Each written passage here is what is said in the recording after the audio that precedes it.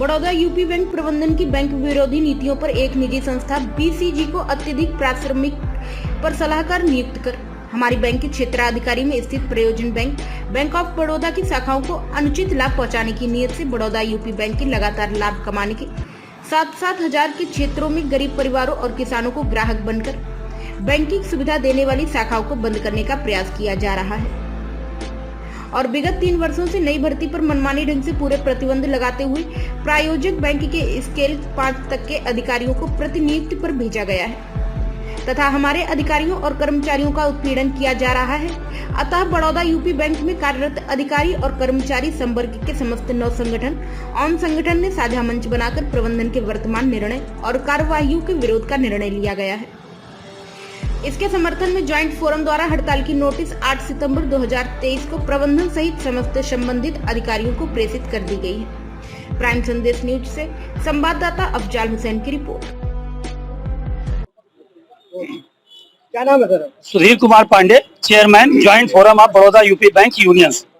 किस चीज के लिए आज आप लोगों ने यहाँ पे? ये ग्रामीण बैंक कर्मचारियों की मांगों को लेकर के हम आज यहाँ पर बड़ौदा यूपी बैंक के 30 रीजनल ऑफिस पर प्रदर्शन ज्ञापन कर रहे हैं, जिसके क्रम में आज बड़ौदा यूपी बैंक कानपुर क्षेत्रीय कार्यालय पर हम लोग प्रदर्शन करके आज रीजनल मैनेजर के माध्यम से चेयरमैन को अपनी मांगों को लेकर ज्ञापन प्रेषित करेंगे। क्या मांगे हैं? पहली मांग तो हमारी ये है कि बीसीजी के द्वारा जो 268 शाखाओं को बंद करने का निर्णय प्रबंधन ने लिया है, इसको तत्काल रोका जाए। एक भी शाखा को हम बंद नहीं होने देंगे। दूसरा, हमारा ये एक मित्रा कमेटी के अनुसार मैन पावर प्लानिंग की जो भारी कमी है, 5000 कर्मचारियों की भर्ती की जाए।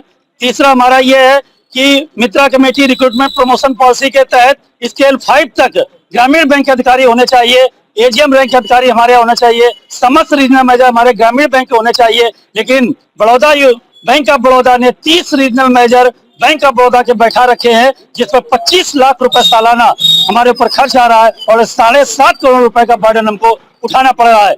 इसके अलावा भारत सरकार ने जो हमारा स्ट्रक्चर बनाया है, वो ब्रांच ऑफिस, रीजनल ऑफिस और हेड ऑफिस बनाया है, लेकिन प्रशासनिक कार्यालय इन्होंने 3 खोल रखे हैं, जिस पर हमारा भारी खर्चा आ रहा है। उन प्रशासनिक कार्यालयों को बंद करने की भी हम मांग करते हैं। इसके अलावा डेली वेजर का शोषण उत्पीड़न किया जा रहा है। डेली वेजर के हमारी मांग है, उनको रेगुलाइज किया जाए, उनके दस्तखत होने चाहिए, उनके नाम से पेमेंट होना चाहिए, उनकी पीएफ की कटौती होनी चाहिए और भारत सरकार द्वारा जो मिनिमम वेज डिसाइड किया गया है उसको किया जाए।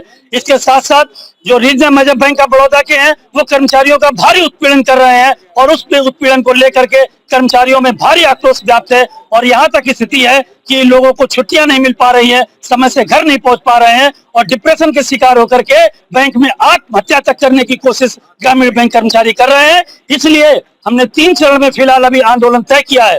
प्रथम चरण में 13 सितंबर को समस्त रीजनल ऑफिस पर प्रदर्शन है और 25 सितंबर को प्रधान कार्यालय में पूर्ण दिवसीय धरना प्रदर्शन ज्ञापन है।